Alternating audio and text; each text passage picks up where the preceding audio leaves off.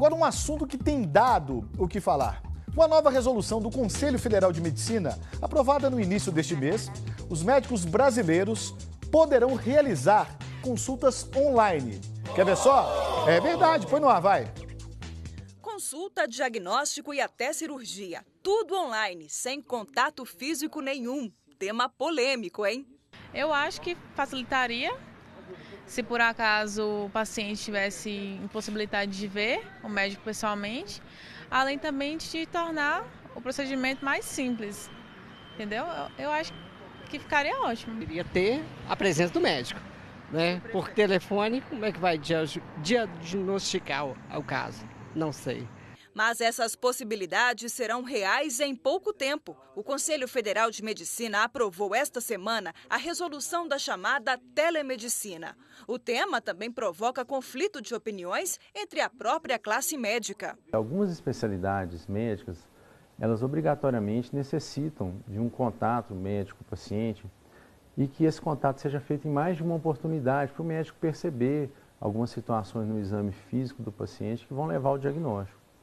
Então, como a resolução prevê que seria obrigatório que o paciente tivesse apenas uma consulta e que as seguintes poderiam ser de maneira virtual ou digital, eu me preocupo bastante com o aspecto que uma parte da medicina dessas especialidades, como a gastroenterologia, né, a cirurgia, a pediatria e a cardiologia, os pacientes vão deixar de ter acesso a uma oportunidade do médico evoluir um diagnóstico, perceber algum sinal que ele não tenha percebido no exame físico da primeira consulta. Na própria resolução, ela regulamenta a questão que já acontece em congressos, né? Por exemplo, procedimentos ao vivo que são realizados em algum centro, algum bloco cirúrgico, e a plateia só de médicos está assistindo aquele procedimento e debate com quem está realizando o procedimento ao vivo, sob mediação de um outro colega. Enfim, isso é de muito valor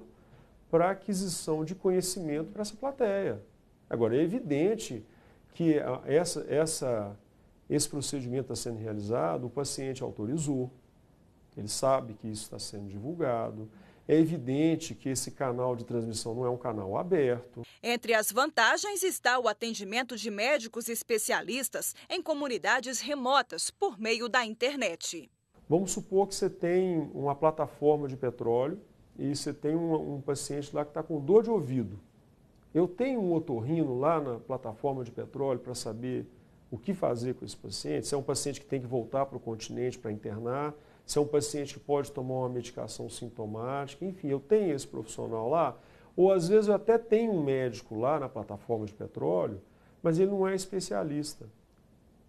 Então, qual o problema desse médico filmar o exame do ouvido desse paciente e eu, especialista, examinar e falar, olha, isso aqui eu acho que tem que dar esse antibiótico, pode prescrever esse antibiótico, você que está aí na plataforma, você tem uma farmácia, pode passar esse medicamento para ele, quando ele voltar para o continente, ele me procura aqui, a gente acompanha aqui. Qual o problema disso? Por outro lado, uma preocupação é que, diante dessa nova possibilidade, o governo passe a investir menos para que médicos cheguem a esses locais. Eu penso que as entidades que controlam o acesso médico à saúde pública ou privada, elas deixem, digamos assim, de ter uma obrigação de interiorizar a tecnologia médica, de interiorizar o acesso de especialistas nessas áreas, né, só com o uso da telemedicina. Então, eu penso que isso, nesse ponto de vista, pode ser um retrocesso. A resolução determina algumas normas. No caso da teleconsulta, é obrigatório que o primeiro atendimento seja presencial. O Conselho Regional de Medicina de Minas Gerais entende que outros pontos da resolução ainda precisam ser esclarecidos. Por isso, foi um dos que estiveram em Brasília esta semana para pedir o adiamento da resolução. O Conselho Federal de Medicina cedeu e deu um prazo de 60 dias para que os conselhos regionais apresentem propostas para o aperfeiçoamento da resolução. Aqui em Minas, o tema será alvo de um fórum no dia 21 deste mês, aberto a toda a comunidade médica. Um dos tópicos mais delicados deste debate é a teleconsulta. você fazer uma consulta pela internet, uma consulta que não é presencial, é muito complexo. Mas eu acho que tem que ficar claro que nós não devemos permitir de jeito nenhum que essas consultas sejam uma frequente, que elas sejam realizadas sem uma consulta presencial.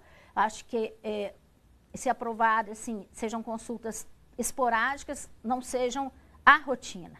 Não dá para ignorar a existência e o benefício que a tecnologia pode trazer também para a medicina. Mas a grande questão é como? Eu acho que os meninos já vêm preparados, né? Que eles sabem mais sobre o uso dessas ferramentas do que a gente, né? O que o aluno tem que saber são quais os limites, né? Quais os limites éticos para isso.